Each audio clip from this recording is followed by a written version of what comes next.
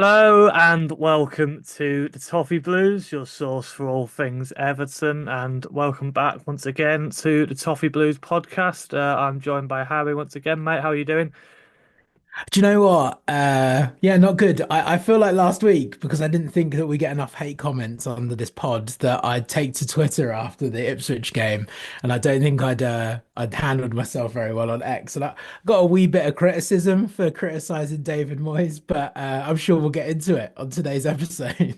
Yeah, absolutely. I actually messaged him myself, didn't I, just after the game, and said this is probably going to be a bit of an interesting one. Um, Yeah, probably, I reckon it's probably got the most negative tone I think so far of the ones we've done together since what February odd whenever we yeah, started to rebooted this thing during the season. So, but yeah, like I say, I mean, we'll start chronologically as usual. I think. I actually think we were both a little hesitant a bit last week about lumping everything on this game and truly backing Everton. I think we kind of both said that it was going to go one of two ways. And for a while it looked like it was going one of the ways, and then it ended up going the other way. So we were actually kind of like right on all counts, to be honest. But yeah, I'll be honest. Going into the game, I think the team that was picked was probably about as was I think the general consensus is it was pretty much exactly what we all wanted, really. yeah, He'd found Moyes had found a way to get Ndiaye and Alcaraz involved. McNeil started straight from the off. Um, I know you said you wanted better back in the side. I said Schmidt, but it ended up being better. I was more than happy with that. Um, and like I said, the only little blip was the fact that the Doucoure wasn't involved at all, and that it turns mm, out that that's down to a personal issue, is the wording given. Um, Based on what he said this week, I'm not entirely sure if that's entirely true, but I'm not yeah, gonna cast any throw any rumors out there or whatever. But yeah, that was the only real blip for me. I thought that team is very attack minded. Um, and it's a lot of what the fans want. And I think that was all part of it really, because obviously with the 1878's plan and the amazing stuff that we saw beforehand, there was a real good feeling at kickoff. I felt being in the ground and with just all sides of it looking amazing. The confetti, what an amazing idea that was, by the way. I yeah. thought the Great confetti idea. really added a lot. And that's the loudest I've heard Goodison through a Z cars in a long time. And like I say, it felt like everyone was really up for this. And so yeah, for a while, everything was going pretty well. We started the game really well, I thought. Don't know how you felt about it. Yeah, just coming back to the lineup, I think the only change from what we talked about on the pod last week that I would have been keen to see, although I do kind of understand why he persisted with it, is I called, I think, for Young or Coleman to maybe play ahead of Patterson just to kind of give some maturity to that back four. I mean, I know that between the four of them, predominantly through Branthwaite and Mikolenko, there are quite a lot of Premier League caps there. But I just think with O'Brien moving back into that centre back role, it would have possibly been nice to have a little bit of experience there. But a minor blip on an otherwise pretty flawless 11. And to be honest with you, Al, I think that's part of the reason, and I know we'll get into it, why they're has been a bit more of a mix in terms of the feelings and thoughts coming out of the game, because I do think that it's possibly our strongest 11 right now. I think that's possibly our strongest 11, certainly in form 11. On paper, maybe you'd tweak one or two. But so I don't think we had too many excuses in the way of what we had available to us, which makes the result a little bit more frustrating. Again, I know we'll get into it in more detail. On the 1878, what a fantastic way for them to kind of wind down their involvement at Goodison. Obviously, we talk about this a lot on the pod. I'm not there as often as you are, but watching it from a distance, it looked spectacular. I mean, there's been a lot of stuff on social this week, hasn't there, about how our ground looks seeing out its final season versus how the other lot across Stanley Park look, having won a league title, and says a lot, I think, about the fandom. But it looked absolutely perfect. The team looked perfect, the ground looked perfect, the conditions were perfect, and the start was perfect. And we talked a lot, haven't we, about moments under David Moyes, and Forest being really the only 90 minutes where it was a solid 90-minute performance. And sadly, once again, we're going to talk on the pod about another game that was moments and almost not even a tale of two halves, but a tale of two Evertons. And I think a lot of fans now are really starting to have to try and decipher which one of those two Evertons it's going to predominantly be going into next season. But yeah, start of the game, great, no complaints. And shout out to Beto as well. I think he's had a lot of praise, he's had a lot of criticism, and he took his goal well. And I do like his celebration. So yeah, shout out to Beto for his goal. Yeah, absolutely. I thought both goals were real good moments. As you say, it was an inch perfect cross from Alcaraz and a really good header. To be fair, I've seen some people saying all the credit has to go to Alcaraz for that ball. But I think Better does really well to guide the header into Yeah, the corner and as you say, after a few weeks, goalless few weeks after that purple patch he had, it's good for him to be back on the score sheet and McNeil as well. I thought McNeil of actually course. Yeah, had a really good game on Saturday. Um, and the goal was it was a bit of a strange one. Like I feel like if I'm being quite critical, I think probably a better goalkeeper does probably save that, but it just yeah. completely caught him out, didn't it? And I think McNeil is showing now that you know he's never really been very effective for us coming in from the right before. But I think these last few games, even when he's been coming on as a sub, I think he's showing that there is a player in there, and he can be utilised well in that position. And then yeah, as you say, moments, and you look back on it now, and that Enciso goal, obviously you Yeah, know, great goal. frustratingly, it's almost certainly going to be the best goal at Goodison in the final season, and obviously it wouldn't have been scored by us, unless someone pulls out something magical against Southampton. I can't see a better goal than that going in. I'll be honest. And yeah, it didn't really feel like it at the time, but I look back on it now, and I do think that did just deflate us a little bit. I think at that point we were all just kind of cruising a little bit and saying this is all going flawlessly. We'll get a few more in the second half and really give us a day to remember. The penultimate game at Goodison Park and you look back at that moment now and it just kind of was a minor blip, but it was one that we never really recovered from really. And I don't know. I had in my head that we'd come out for the second half reinvigorated and just continue to play with the confidence that we'd shown in that first half. And for whatever reason, that didn't happen. And I people will say it's maybe down to the players being on the beach or whatever, and that might factor into it a little bit. But I genuinely think it's instructions. I think we were Mhm. told see this game out, and if an opportunity comes to get another goal and put it beyond any doubt, then great. But let's not take any risks or anything like that. And because they were hitting us on the break pretty well every time they got on the transition, they looked like a threat to me. So I think we were trying to minimize that happening as much as possible and keeping hold of the ball and being cautious with it really, not overexerting ourselves or throwing too many bodies into the box. And I just don't think that was the right approach. I don't think it suited that sort of game. I think you wanted somewhere where the crowd would just get on top of it. So we should talk about this metaphor all the time, but that only works if we're putting balls into the box and having Yeah. chances and looking to score. And I really don't think we did that enough. And I think if you have a defense with Tarkowski in it, or like you say, just a more experienced defense, as you say, it's still quite a youthful, inexperienced defense, all things considered. Then maybe you can rely on that defense a bit more to see out that win. But I think with those group of players, that wasn't the right approach. You have Ndai and Alcaraz in there, two really creative players. McNeil, as we've just touched upon, looking really effective as well. You've got to just try and outscore the team at that point, surely, I think. And Yeah, I completely agree with you on that point, Al. Nowhere near the same levels, by the way, and we'll get laughed at for even making the comparison. But you look at that Barcelona Inter Milan game the other night, and you look at the way Barcelona play football. They could have four postmen and for stewards playing in midfield and defense, it's all about that attack. They don't rely on their defenders. Chesney is out of retirement and he's probably doing less out of retirement than he was doing in it because he really doesn't move for the ball at all. And I think you're absolutely spot on that the objective there should have been to outscore it. And do you know what? It comes down to like style of play, doesn't it? After near on sort of 2.5 years of Dyche ball and David Moyes coming in and everyone kind of saying, well, look, he's not going to reinvent the wheel. He's going to make tweaks. It's not going to be a rapid overhaul, particularly with the players he's got. And I think we all kind of accepted that. But I said on the pod last week, I just wanted to see the handbrake off.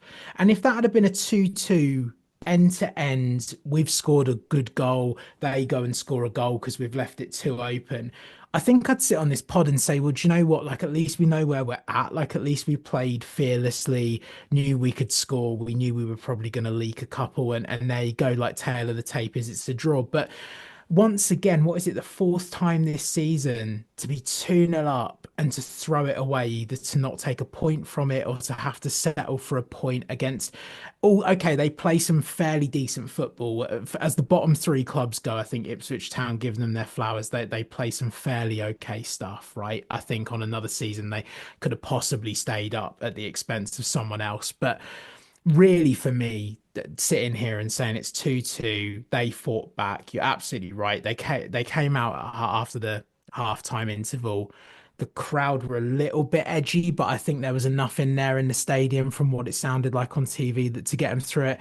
And it's like I said to you when we were chatting after the game, like they're professional footballers, they're Premier League footballers, that they should be able to see a 2-1 out, or they should be able. I just don't accept this that it's end of the season, they're out of contract or on the beach or whatever it is. I just don't accept it, Al. I just think it's really poor that no one seems to be up for this, like fighting for the last couple of games at Goodison.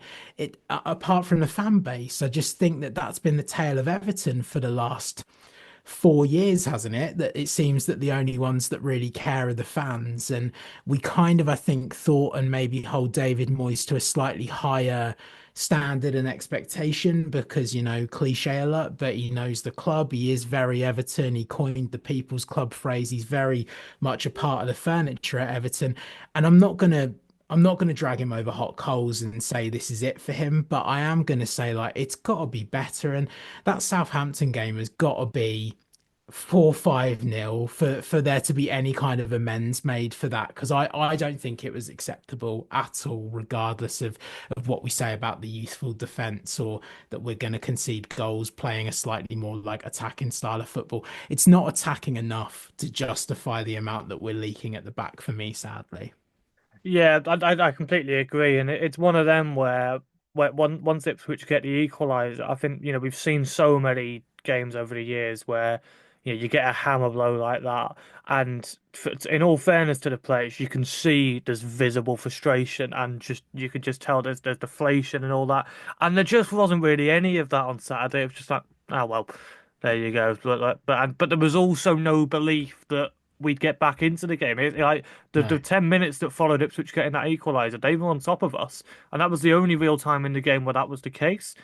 I think there was a few times where they looked kind of threatening on the break, but mostly we were in control, and it's frustrating that control that should have put us out of sight really. And we can say about it took a worldie for them to get back into the game, and then there was obviously the controversy over the Patterson incident, which in fairness, I think the referee's completely wrong on that one. I think Yeah, I it doesn't agree. look like a foul from watching the foul from watching it back, but that's not really the point. The whole point is it's meant to be if the player goes down holding his head, that is the rule.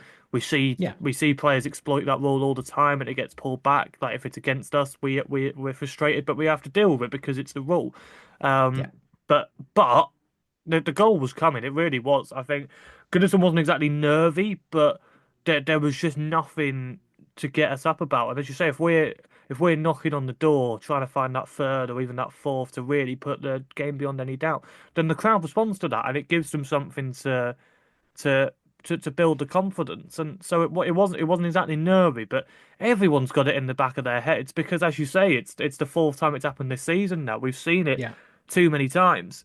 And that the pressing statistics gone round this week that even if we beat Southampton, this will be the fewest home wins we've ever had in a 38 game season. And it's just like that's the most typical Everton way to send off Yeah. the final season at Goodison. And it's just as you say, it's really not good enough. And I say that the honeymoon period is very much over now. Yeah. And I think we've almost been teetering on saying something like that for the last few weeks. I think the Forest game, to be fair, gave Moyes a lot more credit in the bank, but it's not the same now, is it? And Al, that's his only win in 10 games. yeah, That's the stat that I went off on one on X about on Saturday after the full-time whistle. It's one win in 10 games. And we've talked on this pod for the better part of a month here now about tough fixtures, difficult opponents, you know, injury problems, squad problems, style of play problems, like all of these things. I wouldn't say excuses, but all of these justifications for,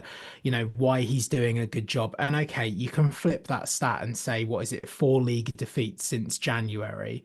So you can look at it one of two ways, can't you? You can say, right, 4 defeats, and who were they? Villa, Liverpool, Man City, Chelsea. Hardly disappointing opposition to lose against. We have terrible records against a lot of those sides anyway in recent seasons. And even if City and Chelsea aren't at their best, they're still billions of pounds ahead of the Everton squad, right? So 4 defeats since he came back in the league, fine. One win in 10 is the one that gets me. And particularly when we're now talking about a 2-2 draw against a relegated side, and said it on the pod last week, a Sean Dyche side, a far worse Everton side, beat a far better Ipswich side away from home comfortably earlier in the season. And okay, you can argue, and there will be people that will argue, look, it is what it is. Everton are safe. Ipswich have got nothing to play for. So it was just very much like, see what you can do. For Ipswich, it was probably cause an upset, try and claim a scalp at Goodison. But yeah, it's just not good enough. I think what concerns me is this season doesn't matter, right? You take away the pomp and the circumstance of it being Goodison Park's last season. And people are split on that anyway, aren't they? Some people really do buy into this. Other people can't wait to see it torn down. And I don't, I sit more on the nostalgic side. I'm very sad that we've got one game left there.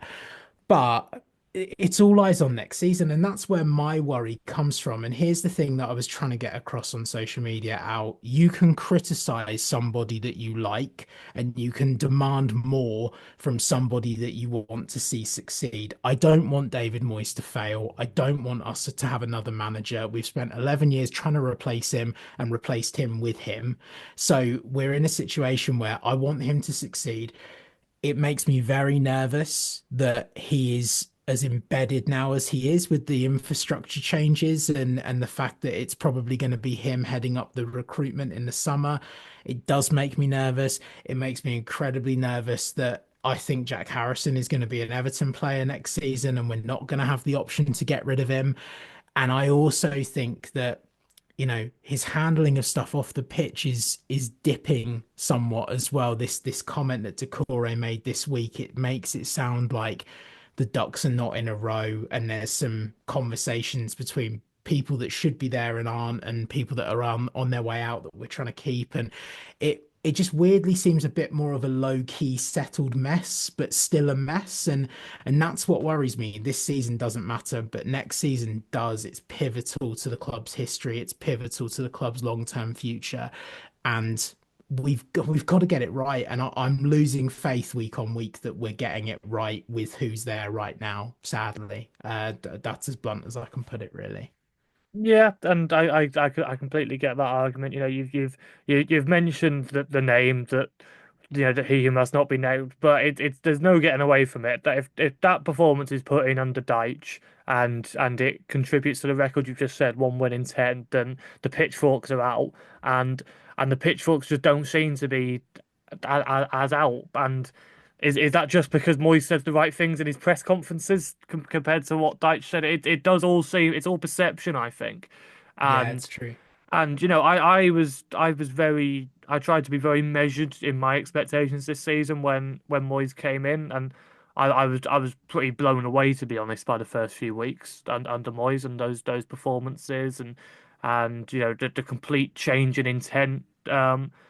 And now I think is a lot more what I was sort of expecting. And so Mm, I think when you look at that, you think this is about probably where we should be, to be honest. I think it's frustrating that that team on Ipswich is pretty much full strength, and there's a lot more attack-minded players in there than usual. Whereas we're missing one of our better defenders, and it frustrates me that I don't think the balance was right there. I think, as I say, I think it was the way we approached the game that ended up costing us.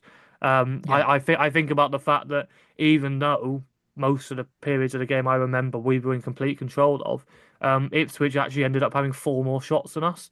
And I think that says it all really, that it just that just wasn't right on Saturday. On the other hand, um, I comforted myself a little bit by looking at West Ham's results in when Moyes came for the second time. He came during the middle of the season when West Ham were really struggling under Pellegrini, and it didn't really change much overnight. You look at the point where he comes in, and the results don't really change. They still had a very poor overall season, and it was only the summer after, once Moyes was able to give his imprint on the squad a bit more, that things really started to change. And I'm not expecting us to finish sixth or whatever like he did in that season next year, but just knocking on the door of the top half next season, I think most fans would be able to accept that for now, as long as there's a clear upwards trajectory and just a bit more, like as you say, like taking the handbrake off. I like that phrase. Yeah. Just a bit more oomph about it, and the first season in a brand new state of the art stadium. Give these fans something to be excited for, because it's just been so many seasons now of just having to accept rubbish in all things considered. So yeah, I think there's definitely I can understand the concerns, definitely, but I think I'm far from writing him off by any by Oh, any same, stretch by the by any way. stretch of the Yeah, imagination. Yeah. yeah, I would like to make that very clear, but lest I get more hate comments. But yeah, I'm not asking for him to leave. I think I'm just a little bit nervy, but I think I would have been nervy with anybody in charge going into next season. It's a big season. That stadium's huge. There's so much potential under the new ownership, and we've had that false dawn before with Mashiri, right? Like that, it looked like everything was sunny and rosy, and then look at where we're at now. And I'm just a little bit fearful, I guess, as you get older and more cynical. So yeah, I'm not writing him off. I'm sure it will be better next year, but it's just the recruitment that's got to be right, and contract handling's got to be better. Because I dare say that's why Mr. Doucoure was not in the match day squad, not making speculation. But and I also think that's possibly why there's a lot of performances that aren't 10 out of 10s right now, or even close to that. Mm. And I still think we really missed the call on Saturday. I don't. We did, and we do, and this is the problem, Al. Like people want him out. It looks like he's going. The stat that scares me more than one win in 10 hours, the number of games we've won without Doucoure, and that panics me because I think people are prepared to write Doucoure off completely. And if he goes, he goes, and they've got to get him on a lower salary. There's no doubt about that. And he could go to Saudi on three times what Everton are currently paying him. So I dare say it is goodbye. But that just again emphasizes why we need a Doucoure type player and not necessarily a Suchek type player in the summer. And I worry that we're going to end up with the latter rather than a variant of the former. Yeah, well, I mean, just looking ahead to the summer as well, and as I said, I think the last few weeks has made us realise that maybe this squad needs a little more work than when we were getting draws against Yeah. Liverpool, that than we thought it did, perhaps. Um, But so yeah, I think there's various areas of the squad that need a lot of improvement, to be honest. But if there was like one sort of position that you'd be like prioritizing this summer, that 100% we have to get over the line, which one do you think it would be? Well, let's give the same answer that we've probably given for the last four seasons. I think right back is where we've got to go here. I I would say striker would be a very close second for me, like a known proven striker, but there are world-class clubs that are after a known proven striker. They don't grow on trees.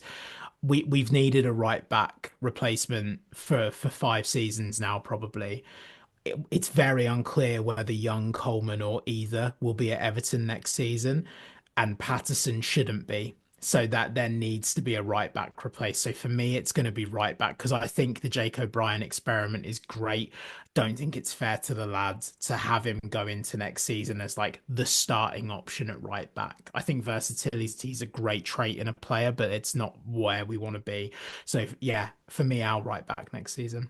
Yeah, I think width as a whole is definitely where this squad needs the most work. Mm, I think we've said it for so long, but we need wingers who can actually run and actually have a bit of pace about them. And Dye's done a very good job at left wing, but I still don't think it's his natural position. I think we've all come to realise that, and obviously yeah, there's probably a way you've got to try and accommodate him and Alcaraz if possible, or you have one supplanting the other. That's a very strong position depth wise there in that case, and that's what a good side needs. But I think the way we're set up, it needs a lot more um impetus on in the fullback position. I still think there is a very decent player in Mikalenko, but yeah, most of his traits that are good traits are defensive ones. Don't think he offers anywhere near enough going forward, and just isn't that sort of player. And then, as you say, right back, the options are very depleted. And as I say, I've been saying for years we still haven't had a proper right winger for a very long time. mm, And you look at, I'm always said about it a lot. This Nottingham Forest team is almost a blueprint that they've got so much out of so little this season, and yeah, obviously it looks like it's going to tail off for them a bit in the last few weeks, which is a shame, and they might probably going to miss out on the Champions League. But still, an unbelievable season for that group of players. And you say about a top quality striker, I don't think anyone would have ever called Chris Wood that, and yet he's got however no, many goals this season. It just shows if you play the team to the striker's strengths, then the goals will come. And that them having Hudson-Odoi and Alanga who can offer that pace going forward and on the break, with Gibbs White spraying the passes, it works really well for them, and it's very simple when you look at it, but it's just been yeah, effective for them all season. So that's definitely something that I think we should, you know, be looking at exploring. I think in the summer, and based on how much Moyes seems to be looking at this Forest team, I'd hope he's also recognised something like that. We'll briefly touch on Fulham. I think it's quite clear that I think we're probably both a bit exhausted with this season now, to be honest, and just kind of want to get it over get and it done done with. now. Yeah, get it finished. And I always associate us being crap at Craven Cottage, I'll be honest. I think for Yeah, a very long time we couldn't get anything there. I think that record's kind of improved a little bit in recent seasons, but Fulham are clearly a better team than us, and that's definitely someone we need to be looking at trying to leapfrog next season. Obviously, still under our former manager, of course. yeah, Probably the biggest what if in Everton's recent history, I think, Marco it's Silva. true. So yeah, what are we thinking ahead of Saturday then? Well, I think it's going to come too early for Calvert-Lewin. I was going to say just throw Calvert-Lewin in now for the rest of the season, but I think it'll probably come a game too early for him. I think he's probably going to go unchanged, really. Maybe Patterson drops out. I don't know. I've got a horrible feeling now he's going to drop Patterson out and move O'Brien back to right back and put Michael Keane in. I've just got a feeling that he's had enough of Patterson and that the Keane thing was a pressure move from the fans. So I think that'll be a change. I think otherwise it'll be relatively the same. And based on the sort of the rumors that we're not trying to start on the podcast, I'd be very surprised if Doucoure's in the squad. Yeah, and I definitely think this is the sort of game where you needed a call away from Yeah, home under a team that can really get on top of you. And I could see us chasing shadows on Saturday. I'll be brutally honest. And I'm not trying to blow Fulham's like trumpet here, but I just think when they came to Goodison this season, I think they're one of the best teams I've seen at Goodison this season. I honestly think mm, that was one of the games where we were very, very lucky to get a draw out of that, and really didn't show anything in that game, I thought, to be honest. So, yeah, I'm not optimistic. It's got to be said. I think I predicted a defeat against Chelsea a couple of weeks ago. I'm not sure, but if I'm not a betting man, but if I was, I'd completely take my heart out of this one, and I'd have to go for a Fulham win if I'm honest, and hopefully we were able yeah. to pick ourselves up for Southampton a little bit. Yeah, I can see the same out. I'd go 2-1. to Fulham, and that's with my heart in it. By the way, I just think that these don't matter now. The Southampton game's the only one that matters now for the rest of the season. So yeah, I'd for the first time on this pod, I'm going to predict that we lose. Yeah, like I said, that just shows what the last few weeks They've have been done to tough. us. Yeah. Okay, so yeah, just on that bleak note, then we'll leave off as usual with the lineup quiz, and I don't think Harry's going to be very happy with me here if I'm honest. I thought I'd Oh mix it man. up a little bit, and Uh-huh. with the discussion around David Moyes, and and obviously there's been a lot of talk about when he first came in and all that, and all the work he had to do to sort this squad out. I thought we'd go all the way back to his very first game, Whoa. which just happened to be against Fulham, our opponents on the weekend. So yeah, we're going back to 16th of March 2002 here, mate. I am just going to add a little caveat for you here. That obviously we'll do the same rules, and that Yeah. yeah, you get 3 lives, and if you name a player on the bench, it's fine. But we'll say if you get 6, if you get more than half of the starting lineup, we'll consider it a win. So Oh, okay. There we go. I like that caveat. yeah, yeah, over to you, mate. I've got to frame this by, and I think I'm older than you, but I was 10 when David Moyes Well, first took charge of I wasn't Everton. alive yet, mate. So I'm glad I didn't pick this one for you. Oh man. I mean the oh gosh, the only one that I think I can say with any confidence was that Unsworth scored, I believe. yeah, So I'm gonna go for Unsworth. yeah. After 27 seconds, so it wasn't like he was There on the we bench go. or anything. So Yeah, yeah, yeah. Okay, so so David that's Unsworth, one. but my goodness, where would we have been in 2002, goalkeeper wise? I couldn't even tell you. My Everton knowledge with goalkeepers I'm starts I'm with gonna give you a little hit help with go this one on. as well. Yeah, go on. I'd avoid the goalkeeper. Probably the Okay. hardest one in there. Wow. Okay, we'll go, gosh. I'm gonna go Duncan Ferguson. Yep, Duncan Ferguson Yeah, nice. scored the Okay, second one. cool. So you got the goal Okay. scorers. Then who would we have had in midfield at this point? Gosh, it's so interesting, isn't it? Oh man. I'm gonna go. I'm gonna just name random English surnames at this point. I'm gonna say Watson. Was there a Oh, Watson? there was a Watson, Steve Watson. He's not in the squad though, so Oh, educated it's an guess. very educated guess. But yeah, no Steve Watson. That's one life down. Ow, who would we have had in that squad? Honestly, this is like the for added context to the listener. This is very much the time in my life where my dad was trying to get me to watch Everton, and I was more interested in watching wrestling. So this definitely was a little bit on the early side, even for me. So what we've got Ferguson and Unsworth. I'm hanging my hat on those two. Yeah. Oh man, we've got. I don't.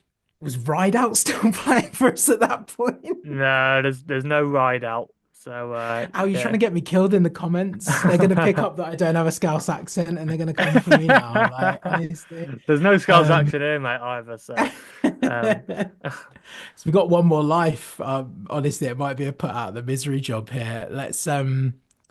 Oh, it was, oh man, I'm going to butcher the pronunciation and undo all my hard work here, but Kanchelskis? no, No? no, yeah, Oh just man, end it out. out with the ears Yeah. a bit there, yeah.